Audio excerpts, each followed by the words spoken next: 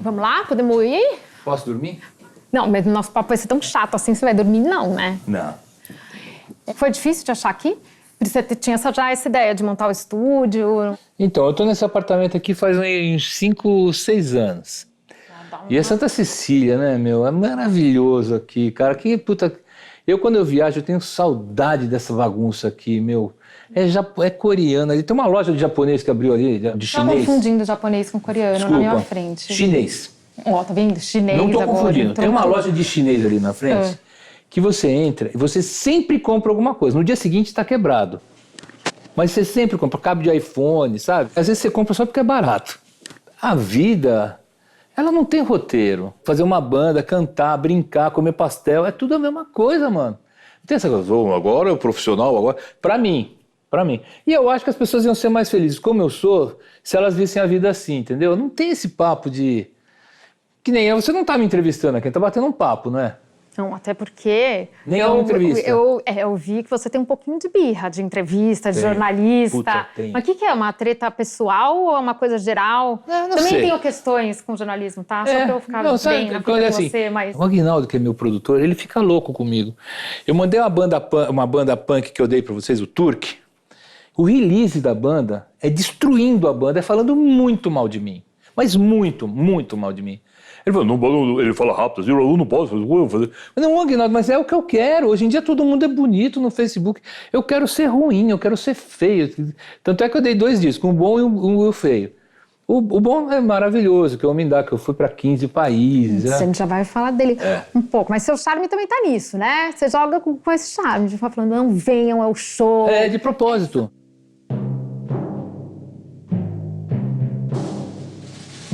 As pessoas abrem um sorriso quando vão falar do André Abujanra.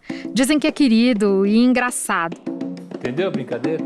O trabalho nos Mulheres Negras e na banda Karnak tem muito desse humor que fica no imaginário coletivo. Mesmo na carreira solo. O André canta sobre um elefante dourado que voa de pijama, um gigante com cueca de anão, um urso panda dançando balé. Não é entrevista, então eu não vou falar. Eu tenho dificuldade em definir a graça do André, porque é uma graça com profundidade, uma graça aguda. O André Abujanra acredita na imensidão do mundo de dentro das pessoas. Tá filmando aí? Garante que o mundo de dentro é maior do que o mundo aqui de fora. Tanto é que esse mundo de fora, ele já percorreu. Seu maior projeto junta 13 países com música e celebra a água, que amolece a dureza da vida. Como o sorriso.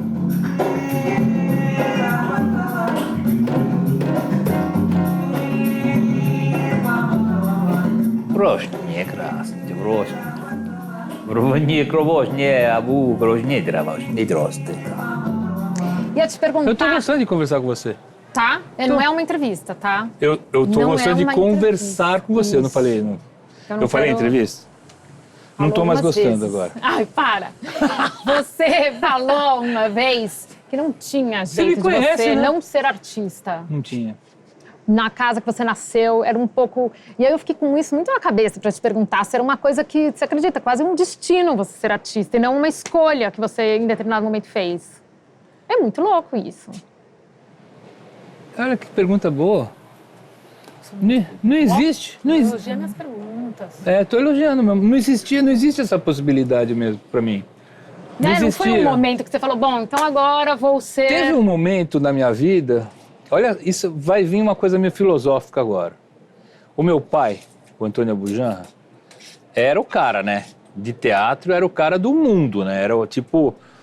E eu nunca li um livro. Eu sou intelectual por osmose. E meu pai falava assim, Andrezinho, me chamava de Andrezinho. Andrezinho, como é que você sabe o tempo do teatro se você nunca leu? Eu falei... Aí eu fui sofrendo um pouco com essa coisa do artista. Eu comecei a descobrir... Que talvez você precisasse Sim. ter esse embasamento, um repertório. E foi na faculdade de música, porque eu entrei na faculdade metido, né? Porque eu já sei de tudo, brigava com os professores, sabe o quê? Aí a professora que eu amo muito, a Marília Pini, ela foi minha mestra. E eu não gostava de Stravinsky, que eu achava uma música muito matemática, né? ela sabia que eu não gostava, ela me deu para o 6º ano de faculdade e falou, você vai ter que fazer a análise da Sagração da Primavera do Stravinsky. Eu me apaixonei num nível que eu falei assim, mas como é que eu me apaixonei com uma coisa tão matemática? Eu descobri que pela técnica você chega no talento, cara. E é verdade. Pela técnica você chega. Eu sou um afortunado. Minha mãe falava que eu tinha a bunda virada para a lua. Eu tenho a bunda virada para a lua. Eu vou fazer uma ópera, eu faço uma ópera. Vou fazer uma música, eu faço uma música. Mas nem todo compositor é assim. Não tem sofrimento nesse seu processo criativo? Sai fácil assim, como você está falando? Que nem um pum. É que nem um pum, é que nem respirar. Pra mim é assim. Eu não gostei, tá bom, toma outra aqui. Prof. Quando eu faço trilha, eu tenho que mentir. Que eu tenho pra que dar uma valorizada, né? Tem que dar uma valorizada. Eu fui na escola do meu filho outro dia, meu filho Pedro, ele tirou 0 de música. Só que ele é melhor músico que eu. Eu falei, cheguei na escola, falei, tudo bem? Eu queria dizer que a escola está errada. E é uma escola legal, uma escola meio de esquerda, assim, uma escola que... Eu não gosto muito de escola, mas é uma escola que é legal. Os caras regalou o olho pra mim e falou assim, olha, tá errado isso aqui, tá errado. Cara, eu sou filho de um cara muito transgressor e eu nasci na década de 60, eu tenho 54 anos. Então meu pai era transgressor em 65, na ditadura. Eu já nasci transgressor. Então, mas meu filho de 15 anos, imagina como é que é meu filho, que é melhor que eu e melhor que meu pai, né? Então, quer dizer, eu nem sei o que a gente estava falando, né? Não, vocês foram aperfeiçoando nessa... A loucura, a perfeição. Genialidade. A vida é sua, estrague-a como quiser. Meu pai falava isso. E a gente conseguiu estragar direitinho, mas a gente é feliz, cara. Meu pai tinha o TBC, Teatro Brasileiro de Comédia, e lá embaixo do TBC tinha um grande amigo meu, um músico maravilhoso, Daniel Slon, percussionista, que dava um curso de percussão africana. E eu fui fazer o curso de percussão africana. E quando eu cheguei lá, tinha um cara com mullet, né? Um cabelinho... Era o Maurício. Eu olhei e falei, cara, esse cara é muito legal. Achei ele muito inteligente, né? Um humor sarcástico, uma coisa. E ficamos amigos, assim. E ele era redator de Estadão. E eu já era músico. Eu entrei na faculdade. Aí montei uma banda na faculdade chamada Muscat de Chalotte, que era Noz Moscada e Alho em francês, que já era uma coisa de mistura. Já era meio Karnak, assim, sabe? Já era uma mistureba, assim. E ele tocava sax, o Maurício. Ele foi tocar sax na banda. A banda era muito louca. O Maurício foi despedido do Estadão. E eu tinha 19 anos, precisava ganhar dinheiro para trabalhar. O pessoal acha que meu pai era rico. Meu pai era fudido também. Vai, Andrezinho, vai. Tem uma história no Egito com meu pai que é maravilhosa. Mas aí eu comecei a falar pro Maurício, falei, Maurício, toca sax? Eu toco guitarra, vamos tocar nos barzinhos? Vamos. Aí começamos a tocar nos barzinhos. Só que a gente tocava tipo The Police em instrumental. Então em bar de jazz a gente tocava música pop. Em bar de pop a gente tocava, né, a gente era muito, já era fora da casinha. Já era fora da casinha total. Aí eu tava em casa e falei, como é que vai ser o nome dessa banda? Aí ele falou, não sei. Aí eu peguei um livro do meu pai, assim, que tava um livro de nomes de teatro. Nomes de teatros exóticos. Era o nome do livro. E tinha um nome de uma peça assim. Quando as mulheres negras tentaram o suicídio, quando a primavera era o suficiente. Nome legal de banda, hein? Bom mesmo. A Maurício falou assim, muito grande, André. Agora, mulheres negras. Falei assim, mas a gente é homem. Vamos botar o osso na frente. Aí virou Os Mulheres Negras. E a gente começou a tocar 83 para 84. Estamos juntos até hoje. Meu pai foi fazer novela na Globo e ele foi para Moscou. Meu pai trouxe uma balalaica que não dá... Tem umas coisas que são proibidas trazer. Meu pai trouxe. E ele trouxe um negócio que é famoso em Moscou. Eu não sei exatamente o quê. É o quê? Tipo, um negócio de tomar chá. De tomar chá. Fiquei com ele também.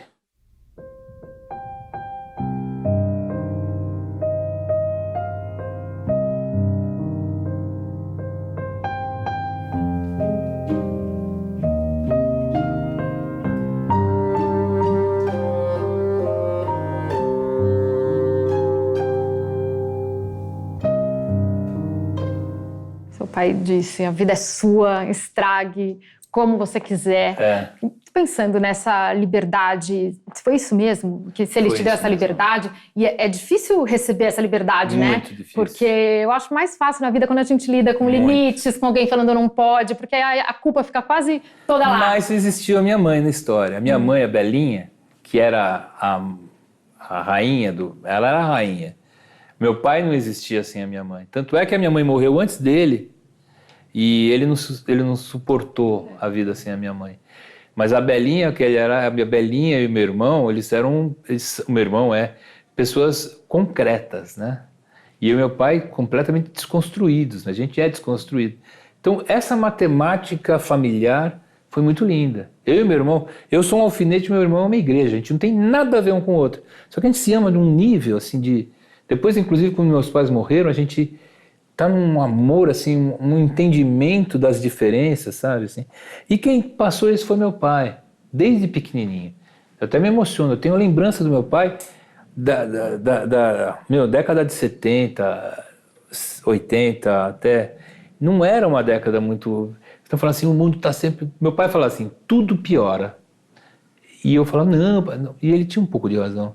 As coisas não melhoram, tudo pior. Mas ele tinha uma coisa da liberdade, e eu me lembro dessa coisa do erro. Eu ia ver ele, eu ia na coxia do teatro, eu via as peças de teatro dele, eu via ele dirigindo os atores, né? E ele falava, erra, aprende a errar, aprende a errar, aprende a errar. Isso ficou. E a liberdade é muito terrível. A liberdade é terrível, é uma puta responsa, porque você pode fazer o que você quiser, mesmo, meu filho. Estraga a sua vida. E isso com pessoas inteligentes, assim, né? Eu e meu irmão, a gente era inteligente, a gente começava a, tipo... tem uma história, eu preciso contar essa história do meu pai. Do Egito? Eu fui pro Egito sem dinheiro. Eu cheguei no Cairo com $100. Eu e o Theo Werneck, mais 2 amigos. A Lili e o Holmes. E eu tinha pouquíssima grana, eu liguei pro meu pai. Meu pai estava fazendo uma novela em Manaus, Amazônia. Pai, eu tô em Atenas indo pro Cairo amanhã. Você precisa mandar dinheiro para mim. Ele falou, ai, meu filhinho, tá fudido, papai não vai te mandar. Mas você vai um dia adorar essa história. E pá, jogou na minha cara. Que maravilhosa essa história. Na hora eu queria matar meu pai, mas hoje eu falo como ele sabia das coisas, né? Aí meu pai era foda mesmo assim.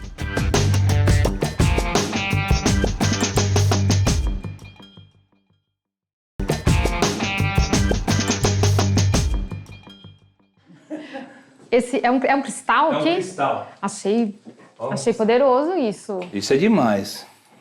Esse é um cristal que eu ganhei. É o quê? Aquele quartzo rosa? Quartzo rosa. Isso daí é de amor, né? É. Pra ajudar o amor. Exatamente, eu ganhei. Lindo. Adorei, chama atenção aqui. Não é demais? De repente eu vou fazer assim agora. Vou virar um coração verdadeiro. Ó. Não é lindo? Lindo. Acho que a principal coisa que eu aprendi com minha família, com meu pai principalmente, é errar. Porque as pessoas têm medo de errar. E errar... E dão mal com o erro, né? Não, e sofre. Não, e tem gente que demora 15 anos para fazer um disco. Cara, errar é lindo. Melhor coisa da vida é errar. Um artista, ele não se faz de um disco, de 2 discos, de 3 discos, de uma peça, de 2 peças, de um livro. Um artista se faz de uma vida, de um estofo. E esse estofo que eu busco, esse estofo que eu peço para as pessoas buscarem, você entendeu? O seu humor, você consegue definir, explicar Consigo. o que é esse humor? Tem tantas camadas, eu acho tão difícil falar dele. É difícil. Mas eu vou falar filosoficamente, eu estou sentindo que eu tenho que falar filosoficamente. O meu humor vem da minha timidez. Eu sempre fui muito tímido. E ainda sou, por incrível que pareça. Eu demorei muito para namorar, eu era muito esquisito, eu era muito fora da casinha. Então eu acho que o meu humor vem da minha necessidade que as pessoas gostassem de mim, né? Então eu acho que muito do meu humor vem daí. E aí foi refinando, Vai refinando. Uma estratégia e que aí depois... enfim. Aquela menina gostou de mim, eu fiz uma piada. Eu sou um pouco ácido que nem meu pai, talvez um pouco mais doce que ele, mas, sabe, uma coisa do Monty Python, sabe? O Monty Python Eu gosto muito do Monty Python. É isso, vai desconstruindo Vai também, desconstruindo, porque você, é. acho que vocês estão nesse lugar de olhar e querer enfrentar os preconceitos, Isso. as coisas, então A minha humor primeira que banda, vai, o de algum Mulheres jeito. Negras, tinha 2. Depois o Karnak, tinha 18.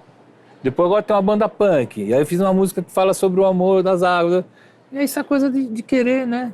Eu acho que o meu humor vem dessa coisa de me defender de me defender da dor, vai. Olha que bonito. É lindo isso. É, de me defender mesmo, assim. Então, com as namoradas, com show, com tudo.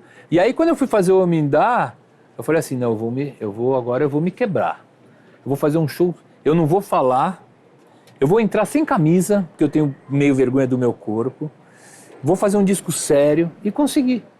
Eu tinha um terapeuta que me dispensou por WhatsApp.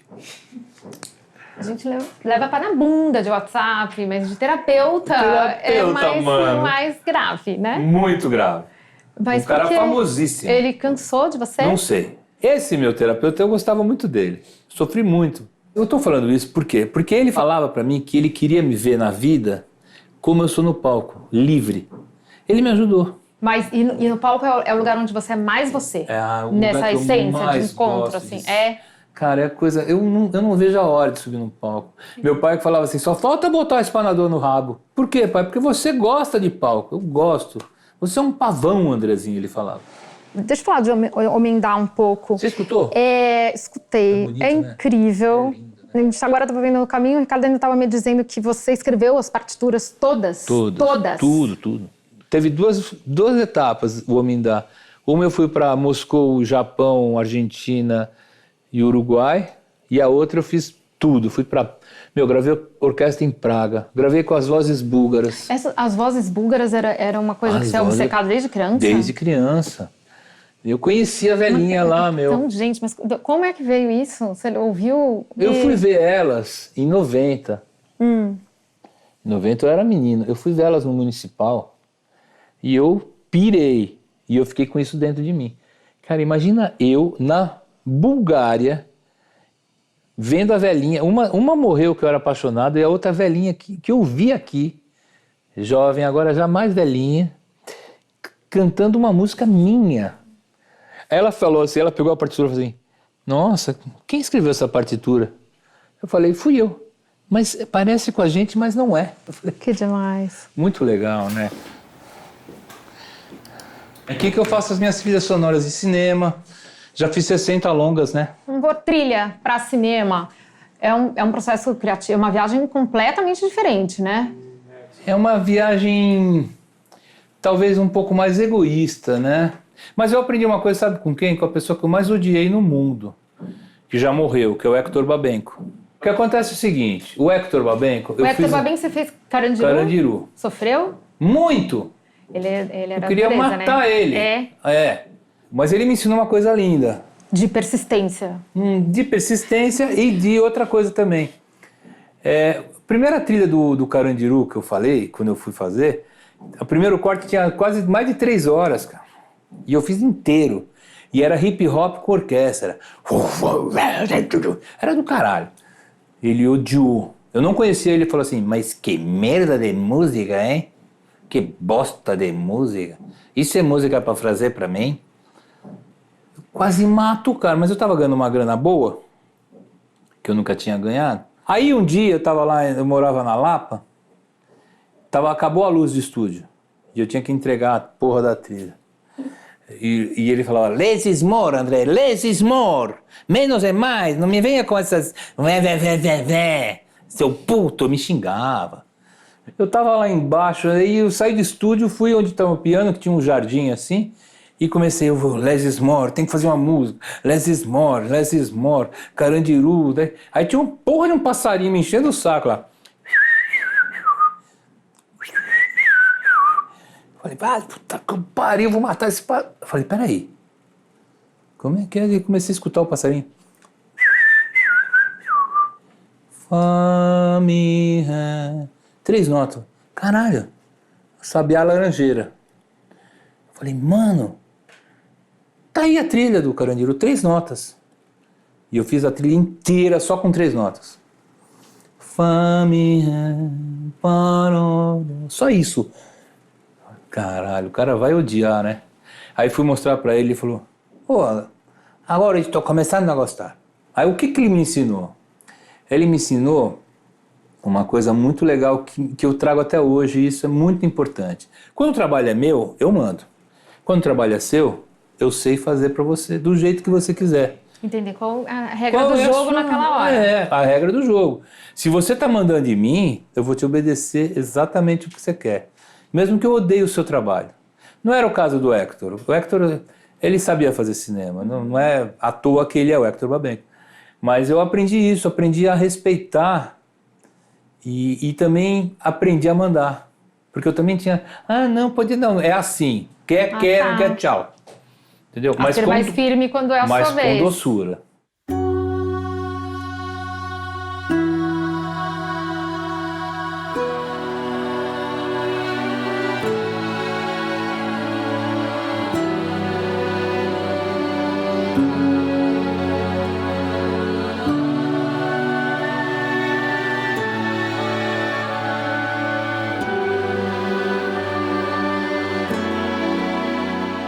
A paternidade te mudou? Mexeu muito com você? Você fala com muito carinho dos seus filhos e fala muito deles, muito né? carinho das minhas mulheres também. Muito amor com as mulheres, porque eu descobri uma coisa há pouco tempo, né? Que Abu, eu descobri na Jordânia, nessa viagem que eu fiz. Abu quer dizer pai. E Janra quer dizer brasa, pai da brasa. Quando eu tive meu primeiro filho, José, há 25 anos atrás, com a Ana Mulete, que é minha melhor amiga, cara, foi o maior presente da minha vida, né? Eu tenho uma coisa assim de... E aí eu me separei da Ana, fiquei mal, não sei o quê, um menino com 2 anos. Aí a Ana teve um namorado e teve um filho, o Joaquim, que é meu filho, que me chama de Papai André e tal. Aí eu casei com a Dani e tive outro filho. Quer dizer, eu sou muito, muito, muito amoroso, mas sempre fui pai, eu nunca fui marido. Talvez por isso que eu seja tão amigo delas, entendeu? De todas. E eu sou muito apaixonado por eles. E eu lembro muito do meu pai me ensinando as coisas. E é muito fácil para mim ser pai. Não, pai, é muito permissivo. Sou permissivo. Eu prefiro que os meus filhos façam terapia por excesso de amor do que por falta. Eu queria ter mais uns 15 filhos, não vou, mas eu queria.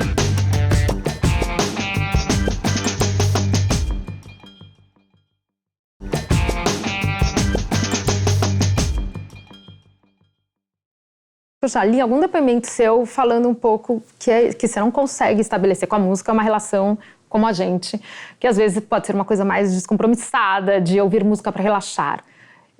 Você começa a racionalizar esse som. Tudo, eu sou um mala. Um dia eu estava indo no cinema, e aí tinha um cara atrás de mim assobiando o Bolero de Ravel. Beleza, Bolero de Ravel. Só que ele estava assobiando errado. E eu estava lá na fila do cinema, e a puta fila... Aí eu já comecei a ficar nervoso, né? Ele tava... Ele tava subindo errado, meu. Aí a Melina, que é a minha esposa, na época já me segurou, já sabe que eu... Já começa a falar... Já começa a suar. Falei, não é possível. Quer assobiar certo. Tá todo mundo aqui na fila, fica na sua, né? Meu, eu não aguentei, cara. Eu falei, desculpa, mano. Essa melodia não é assim. Essa melodia é assim... O cara ficou me olhando assim. Cara, você vai assobiar. Eu comecei a dar uma aula de música pro cara ali, meu. Eu sou meio chato, né? Não, Agora eu me achei chato, né? Não, achei incrível. Eu tô só um pouquinho tensa, porque tá se eu desafinar aqui alguma coisa, pode... Mas eu tô...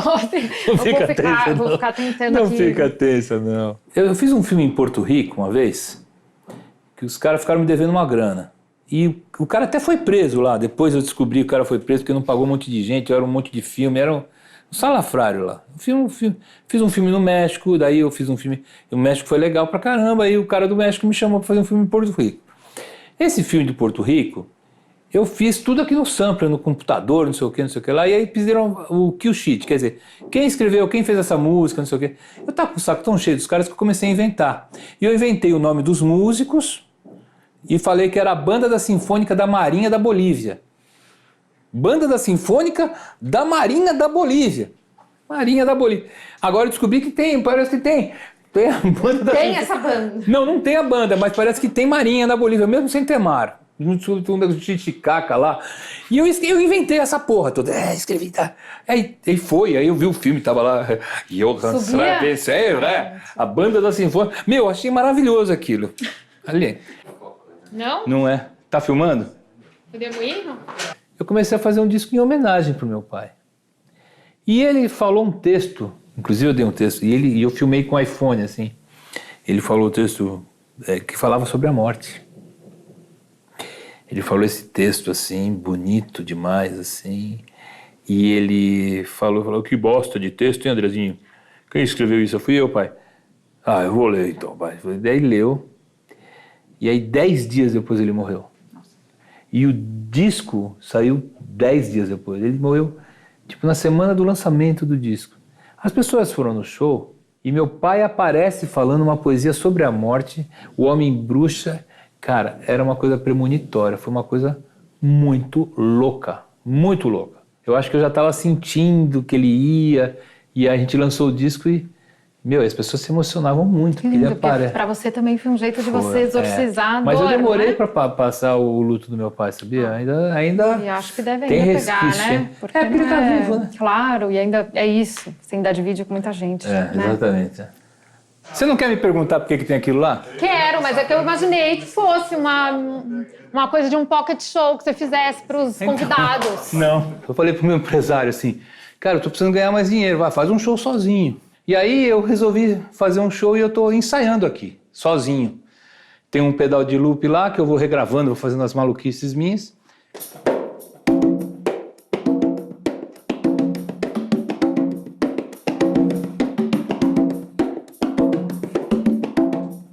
Aí o outro canal.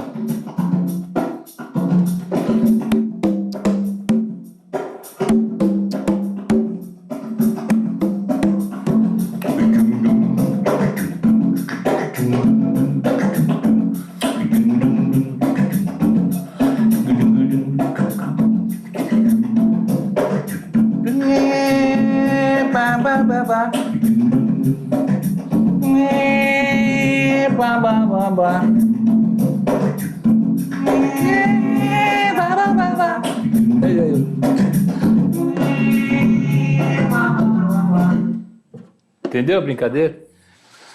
Tá perto, então, de estrear assim. Tá perto, tá perto. A real grandeza é de onde vim. A real grandeza é pra onde vou. A real grandeza é de onde vim. Seu Zé. A real grandeza é pra onde vou.